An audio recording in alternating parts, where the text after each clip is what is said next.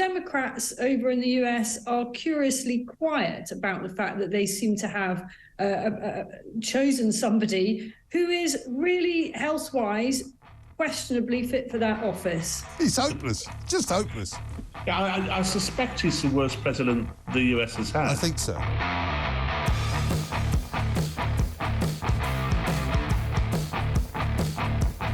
The president's age is a major concern. He's now using shorter steps to board Air Force One after a string of embarrassing stumbles. It's a relentless volley of verbal blunders that look increasingly likely to define the 80-year-old president's legacy. All right, God save the Queen, man. Vladimir and I shouldn't be so familiar. Mr. Zelensky and I... Well, Mr. President. Has Vladimir Putin been weakened by recent events? It's hard to tell, but he's clearly losing the war in Iraq. Happy birthday to you. Happy birthday, dear Vladimir. And Aqua and his whole shrine. Joe Biden's public approval rating is about 41%, close to the lowest level of his presidency. 54% disapprove of him as president and his performance. His rating's almost identical to where Trump's was at the same point in his presidency. Obama's, by contrast, was 46% at this stage in his first term. So he's got a lot of work to do here. And the problem I see is that every time he has one of these gaffes or stumbles, verbal or physical, it gets put on recycle in the 24 hours news cycle. Boom, boom, boom, boom, boom, boom, boom. We just run a whole sort of highlights reel just now and flashes around. And that becomes the constant stick to beat him with. Is he able to communicate the message of the record that he has in the context of all this other stuff, which is clearly, from the optics, really bad for him? If I were the Democrats, and I'm not the Democrats, I can't even vote in your glorious election, but if I was, I would be working out a way to get someone like Gavin Newsom to be the nominee, come what may. And actually, I think I could actually imagine a scenario here where in the end you end up with Newsom via DeSantis or Youngkin, actually.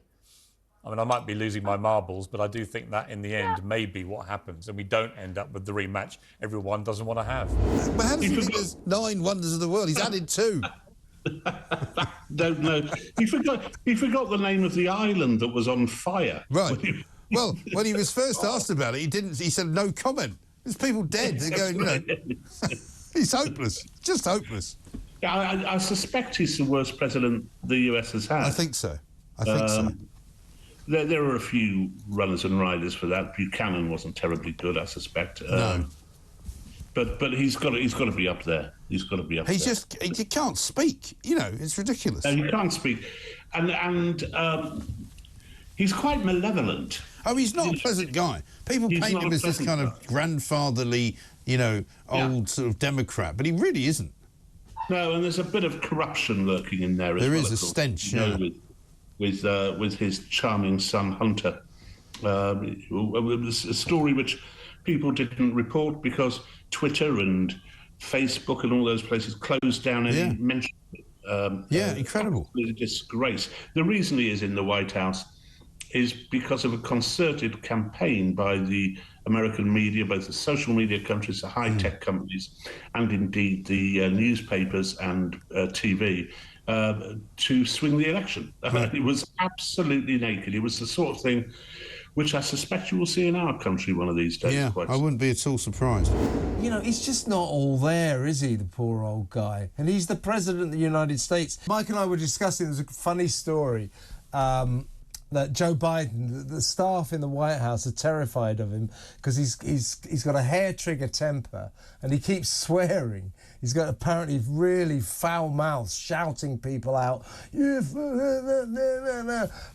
So altogether, this guy just adds up to someone that I think the Democrats somehow, some way, have got to persuade not to stand again. But he's a stubborn old geezer, and he's saying he will. Town of Rolling Stone will be back, and we'll be with you every step of the way. And what did I say? I said Rolling Fork, Rolling Stone. I got my mind going here. And whether it's the United Kingdom or just today, we've got news that Rashid Sunak is now the Prime Minister. Places that have offered the $100, that'd be really good. I'd go back and get vaccinated 3 times. Gotta say hi to me. We go back a long way. She was 12, I was 30, but anyway. You see this tie I have with a shamrock on it? This was given to me by one of these guys right here. Was a hell of a rugby player, and they beat the hell out of the black and tans. Oh, God. Joe Biden on his holiday in Ireland, his official trip to Northern Ireland and Ayr. He's touring the Emerald Isle today, and he's made another one of his characteristic gaffes. Instead of saying how pleased he was when the Irish rugby team beat the All Blacks, of course that's the New Zealand rugby team, he said how pleased he was that the Irish rugby team beat the Black and Tans. This is quite a gaffe to make in Ireland, isn't it?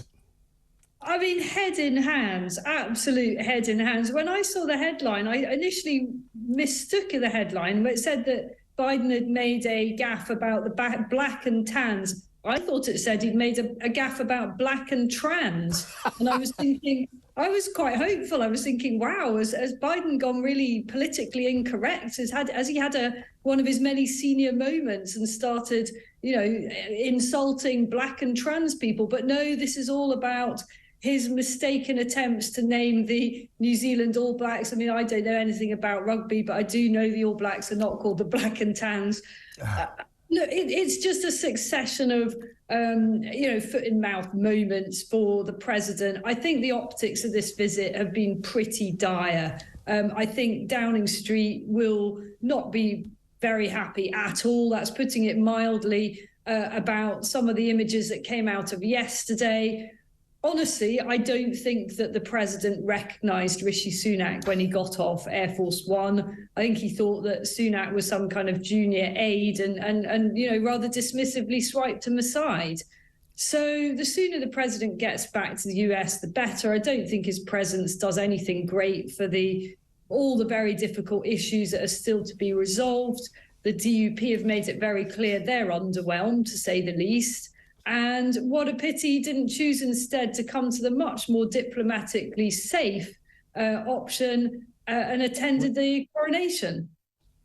This thing is, Isabel, I don't want to be disrespectful to a man in his winter years, but he's an embarrassment, isn't he? I don't actually think it is a matter of being disrespectful, because this guy is the president of the United States, still the most powerful person in the world. And I think we're entirely entitled to comment and observe that he does not appear to be in full possession of his faculties. And I have to say that if he were a Republican president shambling his way through these events, getting so many things hopelessly wrong, delivering speeches that are virtually unintelligible, I think there'd be an awful lot less fuss. But the Democrats over in the US are curiously quiet about the fact that they seem to have chosen somebody who is really health-wise questionably fit for that office. I have to say, as a Brit, really rather object to Northern Ireland, to America poking their nose in, where it's none of its business. Given that America would never sign a trade agreement with Canada and Mexico, which allow Canada and Mexico to decide the laws in your country and what who could arrive to live in America. I mean, a free trade agreement, yeah, that's what we wanted. That's what we thought we'd signed up to with the EU. But the Americans have a stake in the Good Friday Agreement, no doubt at all about that. But they don't have a stake in the Brexit deals and the Northern Ireland Protocol. Right. Frankly, it's none of your darn business. Why are you poking your nose in? An extremely important day, not only in American history and world. It was the day the world changed. Now, it would strike me that it is incumbent upon every American president to pay serious tribute to this day, to pay tribute to the fallen, the thousands who died in that terrible event. As we know, for reasons that best known to himself, Biden has chosen to say nothing or do nothing. The Democrats, I mean, you know, in political circles in Washington, I mean, they're not idiots. They're players. They know how to play the game. Right. But I don't know what advice he's getting here, but why didn't they realise that today the president should address the American nation? Obama, you know, I would suggest, you know, in his way, he was a patriot and he had a sense of occasion. I mean, he was a brilliant man. That's the point. He knew how to behave in public.